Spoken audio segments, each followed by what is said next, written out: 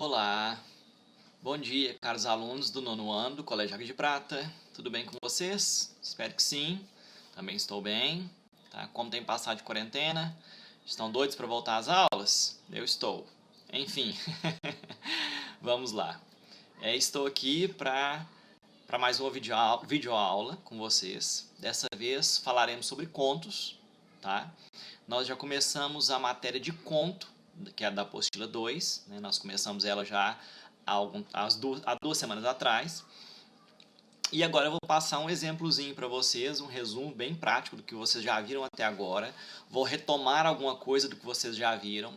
Vou falar algumas coisas novas para vocês que a gente não viu ainda, tá? Eu já conversei com a professora Carol, ela já autorizou que eu ficasse com a parte de contos da apostila de vocês. A apostila de vocês, nós temos 2 matérias que são, né, minhas, é a literatura, que não era minha, mas que eu peguei agora, né, que peguei emprestado da professora Carol, e a entrevista, que é o próximo tópico nosso, né, a próxima matéria depois dessa. Enfim, o nosso esquema de aulas vai ser o seguinte agora. Toda semana eu vou, na segunda-feira de manhã, eu vou postar um link de um vídeo que eu gravei para vocês sobre a matéria, explicando, tá? E no final, ao final disso, né, assim que vocês verem o vídeo, vocês vão no Google Forms, tá? Eu vou deixar 2 links, um do vídeo e o outro link, né, de uma atividade que eu vou deixar no Google Forms, referente à aula daquele vídeo. Tá? Igual a gente estuda no EAD mesmo, na educação à distância. Tá? Ou seja, vocês vão ver os vídeos, anotem o que vocês acharem, né, importante, como se eu estivesse no quadro em sala de aula passando a matéria para vocês. E dessas anotações, eu vou fazer perguntas, né, das anotações de vocês ou do vídeo. Eu vou fazer perguntas que estão relacionadas ao vídeo, àquilo que eu falei com vocês. Tá? Então vocês vão responder isso dentro lá do questionamento que vai estar dentro do Google Forms. Para quê? Para que isso fique registrado, tá? Que vocês viram o vídeo, que vocês responderam, que vocês tiveram aula, né? Já falei isso com vocês, né? É uma exigência do Estado, né, que isso seja registrado.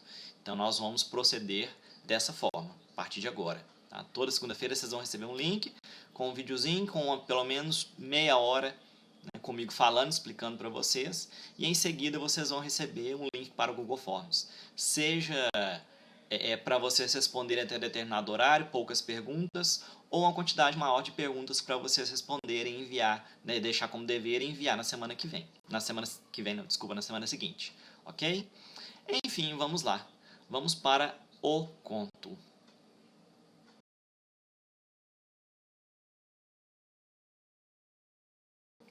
Então vamos lá, gente. O conto, né? O que é um conto? Um conto, ele é uma narrativa, né? Qualquer história que ela é condensada, né? O conto, uma característica dele, ele tem várias características, uma delas é esta, né? Dele ser extremamente pequeno, tá? É uma história muito pequena, com poucos personagens, com poucos conflitos para serem resolvidos. O que são esses conflitos? São coisas propostas pela trama, né? É a linha, né, da narrativa, com as coisas para serem resolvidas, que chega no final do conto, aquilo está alinhavado, né? Está tudo resolvido quando chega no final. Tá? Essa questão de personagem, todos os contos têm poucos personagens, mesmo porque, né, como ele é menor, ele é pequeno, não há um espaço muito grande, né, não há um tempo, um espaço para poder resolver muitos conflitos, inserir muitos personagens, então ele é reduzido. Tá? Quando se fala em personagem, vocês têm que ter em mente que a palavra personagem, a etimologia, né, a origem da palavra, é uma palavra francesa, né? É personnage, se não me engano, e como ela vem ela é própria, né, originária no substantivo feminino francês, não tem problema você chamar o personagem, homem, de a personagem, tá? É só um adendo aí para vocês. Porque no Brasil a gente concorda com o gênero, né? Se o personagem é um homem, a gente chama de o personagem. E se a personagem é mulher, a gente chama de a personagem. Mas não tem problema. Mesmo se for um personagem homem, Se for uma personagem homem e você falar a personagem, não tem problema, tá? A personagem Chaves, a personagem Senhor Madruga, não tem problema, pode ser a, tá? Não está errado, não. Não é igual obrigado, obrigada, que tem que concordar com o gênero e pronto, né? Não é, tá bom? Isso é só um adendo para vocês, tá? E outra coisa interessante do conto é que o conto, ao final do conto, ele deve ter um desfecho, né? Seja agradável ou desagradável, seja um clímax ou um anticlímax, tá? Mas o conto deve te levar a algo, né? Vários contos que a gente lê não leva a gente a lugar nenhum, tá? Mas a maioria deles te leva a algo. Eu, inclusive, particularmente, gosto muito de contos de terror e suspense, porque chega no final sempre tem aquela reviravoltazinha, né, que você, perdão, tem aquela reviravoltazinha que você pensa, você toma aquele susto, né? Nossa, então era isso. Alguns contos te enganam o tempo todo. Você acha que vai acontecer uma coisa e acontece outra, né? Mas é assim mesmo. Nessa questão de clímax ou anticlímax, tem um filme, inclusive, que eu gosto de indicar, que é para exemplificar essa questão do anticlímax, que é o Olhar do Paraíso. Não sei se vocês já viram, né? Que é a menininha que morre... morre não, desculpa, né? Ela é sequestrada, o cara leva ela para um abrigo subterrâneo, ela morre, e eles ficam o filme todo querendo descobrir quem é o assassino, querendo descobrir quem é. O assassino, na verdade, é um vizinho deles. Aí nisso há muitos conflitos entre a família se desfaz, a mãe separa do pai, e dá aquele drama todo. E no final todo mundo queria que a mãe voltasse para casa, aquela coisa. Aí no final do filme, quase no finalzinho, não vou dar o spoiler do final, né? Mas quase no final, a irmã da menina entra na casa do cara, do vizinho, pega as anotações lá, descobre que é ele que era o assassino da irmã, vai correndo pra casa, a hora que ela chega, você acha, né, que ela vai contar que descobriu o assassino, quem é, etc e tal. A hora que ela chega em casa com um caderninho de anotação do cara lá, do assassino, ela chega correndo assim, abre a porta, a mãe dela voltou pra casa. Aí ela decide, ela esconde o caderninho, não mostra pra ninguém que é o assassino, não conta, que ela preferia a mãe dela em casa do que descobrir quem tinha matado a irmã, né, aquele drama todo, aquela coisa. Então isso é apenas, não vou dar o spoiler do resto do filme, né? Quem quiser assiste, tem na Netflix, chama Um Olhar do Paraíso. Um Olhar do Paraíso ou Um Olhar no Paraíso, né? Então assim, há esse anticlímax, que você acha que ela vai chegar, que vai contar, que vão lá prender o cara, e não acontece isso, né? Em vários contos, como por exemplo o que a gente leu lá do Drummond, né? Da doida, que o pessoal, os meninos tacavam, tá na apostila de vocês, né? Que os meninos tacavam pedra na casa dela, aquela coisa. Aí chega no final, você acha que o menino vai entrar, vai fazer alguma coisa, e ele chega lá, a velha tá morrendo, né? Pedindo ajuda, praticamente, e ele acaba toda aquela antipatia que ele tinha, né? Que ele apedrejava a casa da velha, aquela coisa, achava que ela era bruxa, não sei o que, feiticeira. Aquilo se desfaz, né? E ele acaba ficando com ela e não sai de perto dela, com medo dela morrer e não ter ninguém lá para ficar com ela.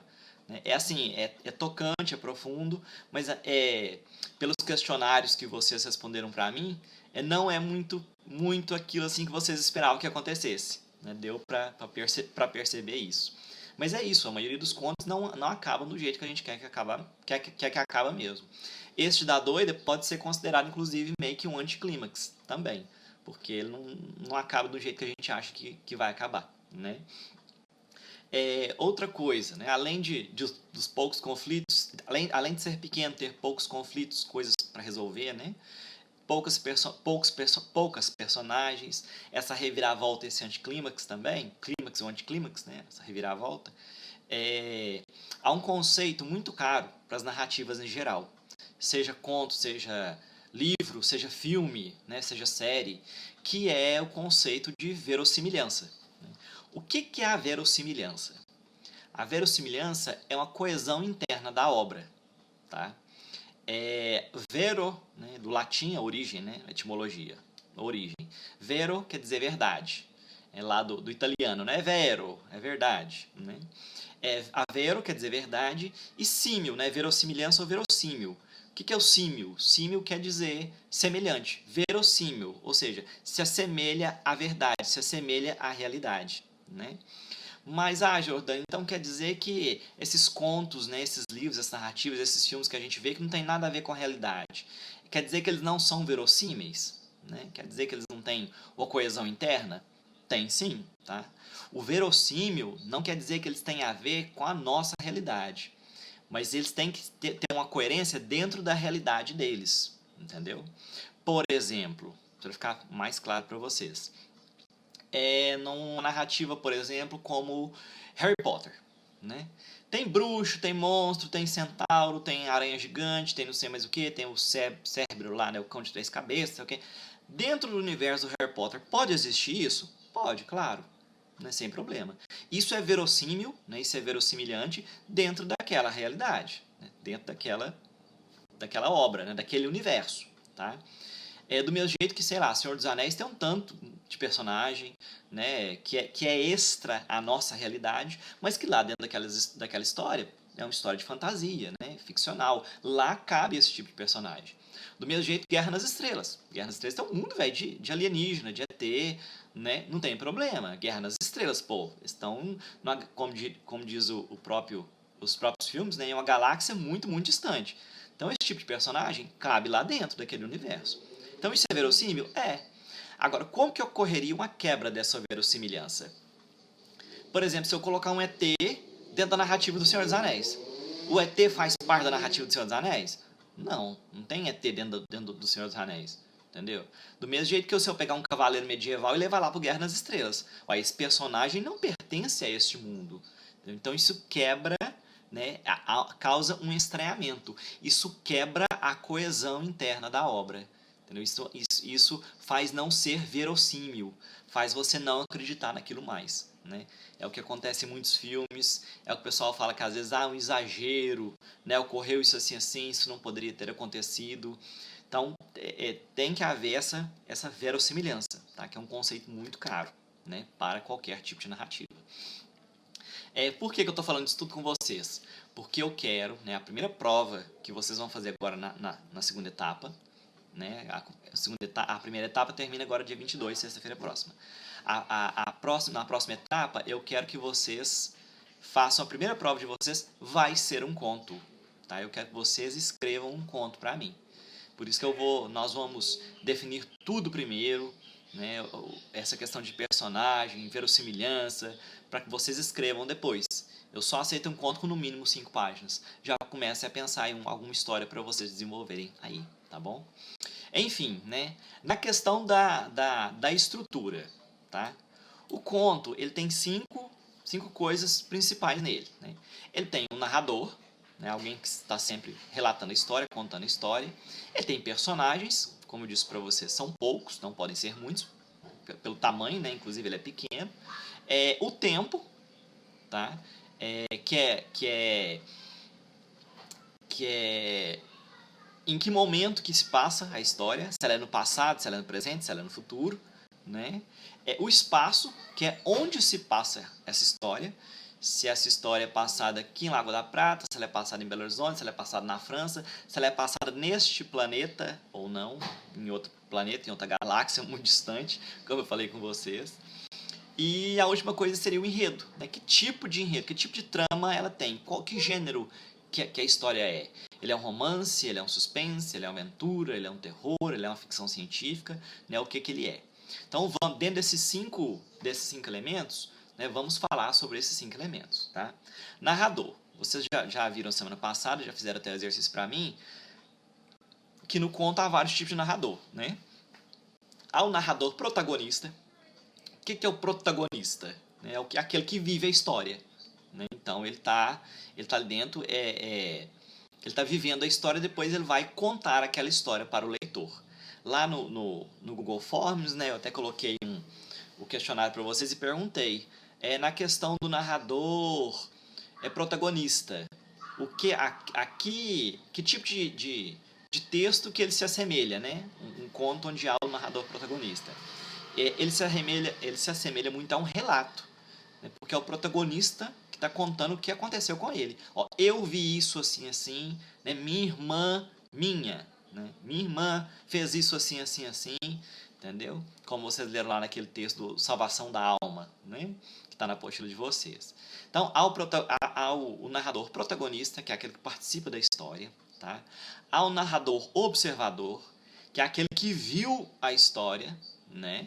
Que ele está contando a história para você, tá? Existe o narrador testemunha, tá? Que é aquele que viu a história, está relatando para você e que ele sabe o que está acontecendo até dentro da cabeça dos personagens, tá? Ele não apenas observou, ele imaginou o que está passando dentro da cabeça dele e está contando para você também, tá? Então, além da cena, ele tá dentro da cabeça do personagem imaginando, te falando o que está passando, tá? E há também o narrador onisciente. O que é o narrador onisciente? O narrador onisciente, ele sabe de tudo o tempo todo. Ele sabe o que os personagens... Ele está vendo o que os personagens estão fazendo, está te falando. Ele sabe o que está passando dentro da cabeça dos personagens. Ele sabe o que se tem um personagem em um quarto e outro personagem em outro. Ele não te dá a visão só desse personagem. Esse personagem não está vendo o que o outro está fazendo no quarto, né? Mas ele te conta, ó, esse personagem está num quarto fazendo isso, e o outro personagem está em outro quarto fazendo outra coisa, este está nesse quarto pensando uma coisa, e este está nesse quarto fazendo uma coisa e pensando outra coisa. O narrador onisciente, ele está presente em todo lugar. Tá? Ele está presente no físico, no espaço e também dentro da cabeça. Lá no Google Forms eu perguntei quem seria... Ainda brinquei com vocês, embora você pode ser ateu, mas você tem que responder a pergunta. Esse narrador onisciente, ele seria equiparado, né, igualado a que figura? Né? Ele seria Deus, né? Porque Deus sabe de tudo, né, o que acontece todo o tempo com todos. Então esse narrador onisciente é como se ele fosse, né, Deus. Tá? Depois, os tipos de tempo que nós temos. Nós temos 3 tipos de tempo. Nós temos o tempo cronológico, nós temos o tempo psicológico, nós temos o tempo histórico, tá? De um conto ou de uma narrativa. O que é o tempo cronológico? Cronológico, cronologia, ordem, né? É o tempo que segue aquela ordem. Ontem, hoje e amanhã, né? Então, cronologia, está seguindo a ordem. Os fatos estão se desenvolvendo, não há um flashback, né? Não há algo que volte atrás, tá? Ele está em ordem, cronológico, tá? Depois disso tem o tempo psicológico. O psicológico, ele passa dentro da cabeça da pessoa. Às vezes você está lendo um conto que o cara está preocupado, né? E fala-se lá que pro fulano é como se tivesse passado semanas, meses, anos, sem que na verdade só passou algumas horas, porque ele está preocupado, então é como se tivesse passado um tempo maior, né? do que realmente teria passado no conto. Isso é o tempo psicológico, é o tempo que passa dentro da cabeça, né, da personagem. Tá? E fora esses dois, nós temos o tempo histórico. O que é o tempo histórico? O tempo histórico se refere àquele tempo em que está sendo contada a narrativa.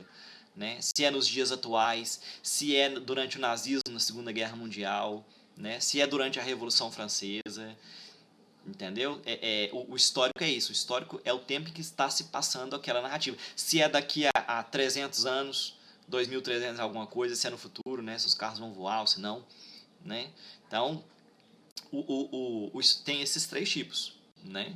Nós temos o cronológico, temos o psicológico e temos também o histórico, tá? Que se refere ao tempo da história, os tempos da história mundial em que está se passando, né, aquela narrativa, aquele conto. Tá? E nós também temos os tipos de espaço. Tá?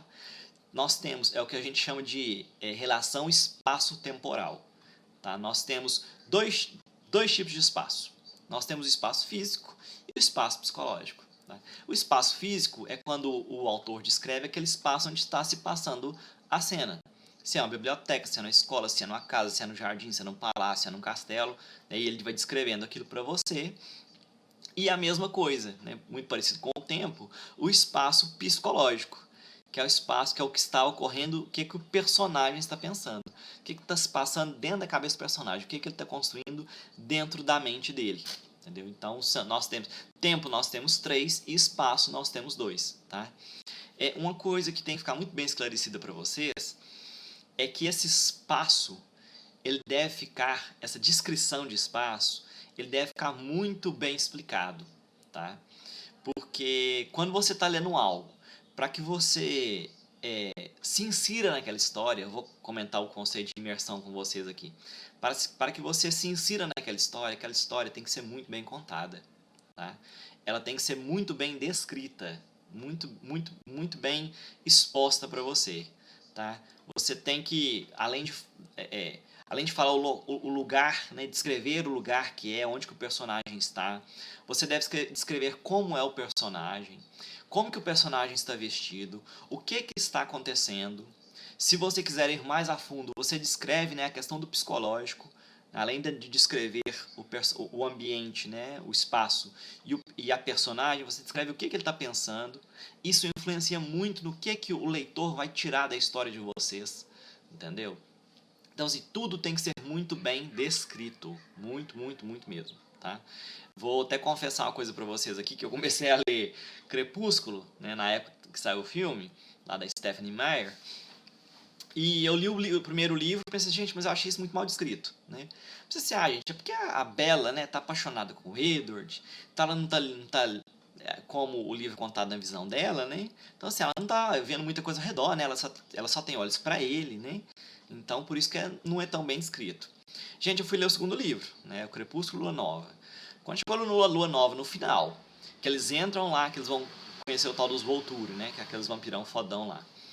Quando eles entram lá em Voltaire, né, na cidade, que o Edward tenta se mostrar, né, etc e tal, ele é impedido, ele acha que a Bella tinha morrido e coisa e tal. E eles entram no elevador, acompanhados de 2 outros vampiros lá, para conhecer os Volturi lá, os fodão. Desculpa o termo, tá, gente? Os poderosos, perdão. E quando eles entram no elevador e abrem o elevador de novo, gente, você não sabe se o elevador foi para cima, né? Se quando eles saem, se eles estão em uma torre, num lugar assim, ou se o elevador foi para baixo, se eles estão no subsolo, se é um lugar escuro, se não é. A descrição é tão mal feita da autora que não dá para você tirar uma conclusão de onde que eles estão, se eles subiram, se eles desceram, entendeu? Para tentar uma fuga, uma coisa assim, que é o que você acha que poderia acontecer, né? Que eles vão matar, você acha que eles vão matar eles. Então, assim, é muito mal descrito. Aí eu larguei o segundo livro, no finalzinho, falei, nossa, não vou nem ler isso mais, porque a escritora é uma péssima descritora, entendeu? Ela não descreve as coisas muito bem. Já ao contrário de outros autores que descrevem, até constroem universos, né? Constroem mitologias, como Tolkien, por exemplo, escritor do Senhor dos Anéis, que descreve assim, ele escreve até o barulhinho que a folha faz quando o Frodo lá pisa em cima da folha. Né? É extremamente detalhado. Aquilo faz com que você crie na sua cabeça, né, todo aquele universo. E isso faz com que você tenha uma imersão maior naquilo que você está lendo, naquilo que você está vendo, né? Lendo no caso. Né? Então, assim, isso está ligado à verossimilhança também. Né? Essa questão da descrição muito bem feita para que você embarque, né? Você compre aquela ideia, para que você entre naquela história. Entendeu? Gente, vou partir o vídeo aqui, vai dar 20 minutos, tá? Vou fazer outro agora para vocês.